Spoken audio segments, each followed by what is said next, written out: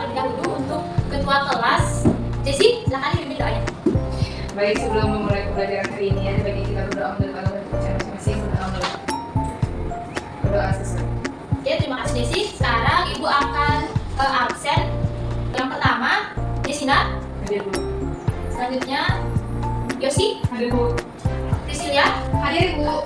Gustiayu. Hadir. Oke, baik, berarti semuanya hadir ya? Ya. Ibu akan lanjutkan. Hari ini kita akan mempelajari tentang limit fungsi aljabar.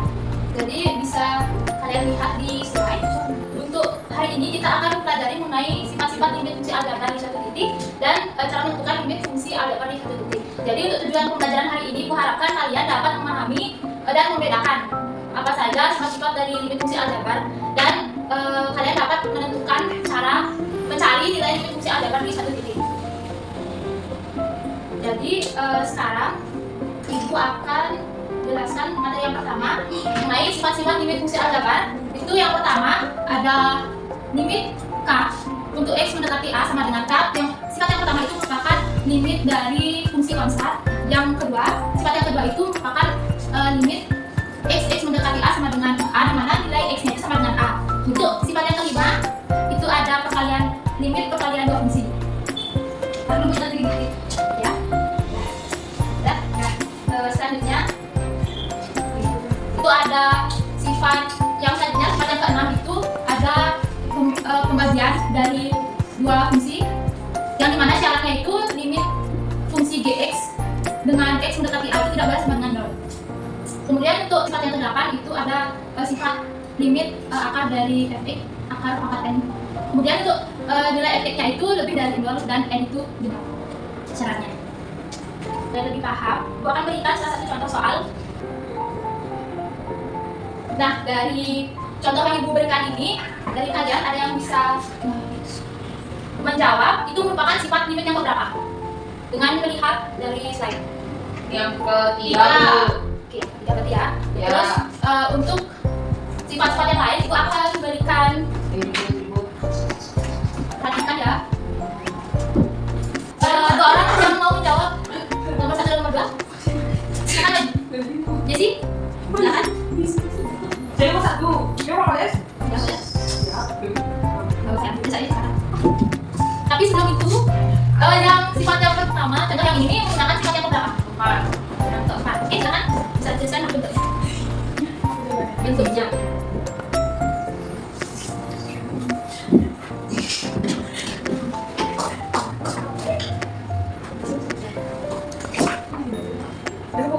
Nah, oke, yang nomor 2 silakan.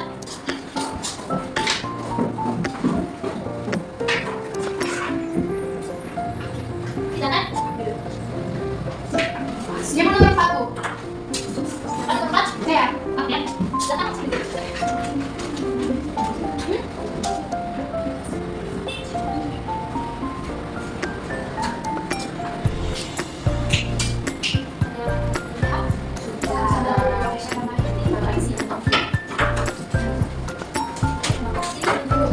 Sekarang untuk soal yang pertama, siapa tadi yang jawab? Jawabannya limit X dengan 3 itu kan merupakan sifat jumlahan. Itu di sifat-sifat limit itu termasuk sifat yang nomor berapa? Nomor 4 ya. Mari kita lihat jawabannya apakah sudah benar.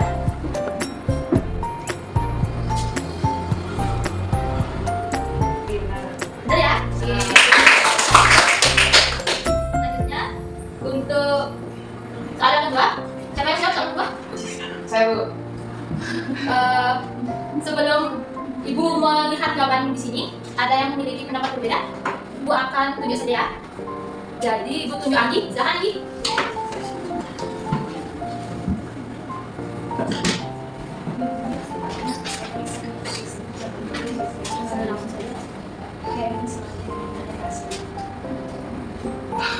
Jadi kita lihat dari slide yang Ibu punya, yang mana yang jawabannya paling tepat ya. Ini merupakan sifat yang nomor berapa? 5.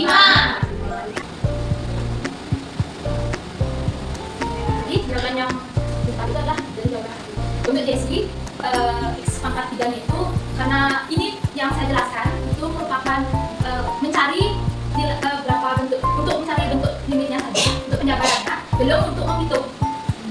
Jadi bisa dipahami dulu untuk bagaimana penjabaran bentuknya. Baru kalau misalnya nanti saya suruh menghitung, baru jawabannya seperti ini. Saya dipahami. Terus untuk yang soal rakit, siapa yang menentukan? Saya Bu Priscilla. Itu termasuk sifat yang keberapa? Sifat yang ke-8.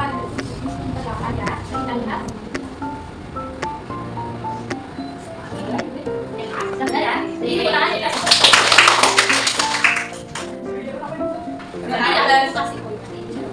Karena sudah banyak yang berpartisipasi untuk mengerjakan soal yang diberikan, bahwa kalian sudah paham mengenai sifat-sifat dari limit fungsi, khususnya limit fungsi aljabar, di mana soal nomor 1 itu tadi itu termasuk limit dari ini termasuk limit penjumlahan dua fungsi. Yang kedua, ini merupakan sifat dari limit perkalian dua fungsi. Dan yang terakhir, yang kelima, ini merupakan sifat dari limit penjumlahan dua fungsi yang dikatakan. Selanjutnya, untuk materi yang kedua, yaitu mengenai cara menentukan limit fungsi aljabar. Ada yang tahu berapa cara untuk menentukan nilai limit fungsi aljabar? Ya, silakan Mas. Menggunakan cara substitusi, Bu. Ya, menggunakan cara substitusi. Ada lagi yang lain? Ya, di sini silakan. Selain cara substitusi, ada juga cara memfaktorkan dan mengalihkan dengan sekawannya. Ya, benar sekali. Jadi ada 3 cara untuk menentukan nilai limit fungsi aljabar di suatu titik. Ada substitusi langsung, ada cara memfaktorkan dan mengalihkan dengan sekawannya. Jadi Ibu akan jelaskan satu persatu untuk cara menentukan limit ini. Nah, kita gunakan cara yang pertama, yaitu substitusi langsung. Nah, soal yang ini masuk sifat limit yang keberapa? Nama sifatnya, kalau kita akan lakukan. Ya, sudah. Pembagian dari fungsi. Ya, nah. Jadi ini merupakan contoh dari sifat dari limit pembagian dua fungsi. Selanjutnya untuk cara substitusi, untuk cara pengerjaannya itu kan termasuk limit dari sifat dari limit pembagian dua fungsi. Terus bentuknya ini kita jabarkan seperti yang sifat sebelumnya yang sudah saya jelaskan. Kemudian ini sifat yang ini merupakan pengurangan dua fungsi. Kita jabarkan kembali, bentuknya jadi seperti ini. Dan yang berikutnya juga menjadi seperti ini. Itu yang sudah ada di slide ini. Cara substitusi langsung itu kita mensubstitusi nilai x sama dengan 1 pada fungsi, sehingga nilai limitnya itu akan menjadi limit x kuadratnya itu menjadi 1 kuadrat dikurang 1 dibagi dengan 1 sama 1, dan hasilnya 0/2. Ya, jadi hasil akhirnya sebenarnya. Sampai di sini ada yang ingin bertanya? Bu, izin bertanya, Bu. Ya, kita silakan. Gimana kalau hasil limitnya itu 0/0, Bu? Ya, bagus sekali ya pertanyaannya. Untuk yang lain, ada yang ingin memberikan pendapat atau ingin menjelaskan dari pertanyaan kita? Ya, silakan. Kalau nanti biar akhirnya itu 0/0, kita harus pakai cara yang lain. Soalnya kalau 0/0 itu dia tidak terdefinisi. Ya, jadi yang dijelaskan oleh saya itu benar. Tadi kita ada 3 cara. Karena cara substitusi menghasilkan 0/0, kita coba menggunakan cara memfaktorkan atau menggunakan cara mengalihkan dengan sekawannya. Ibu coba berikan contoh, yaitu limit x mendekati negatif 2 dengan x kuadrat ditambah 3x ditambah 2 dibagi dengan x kuadrat ditambah x dikurang 2. Ada yang bisa mengerjakan untuk cara substitusinya terlebih dahulu? Silakan maju ke depan. Saya Bu. Ya, silakan.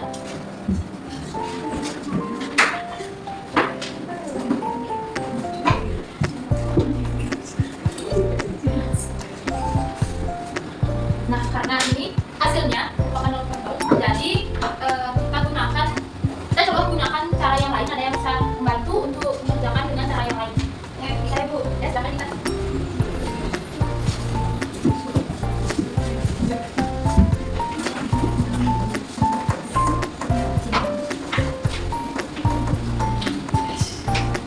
Silakan kita coba dijelaskan dulu untuk cara memfaktorkan. Oke, pertama dijabarkan terlebih dahulu.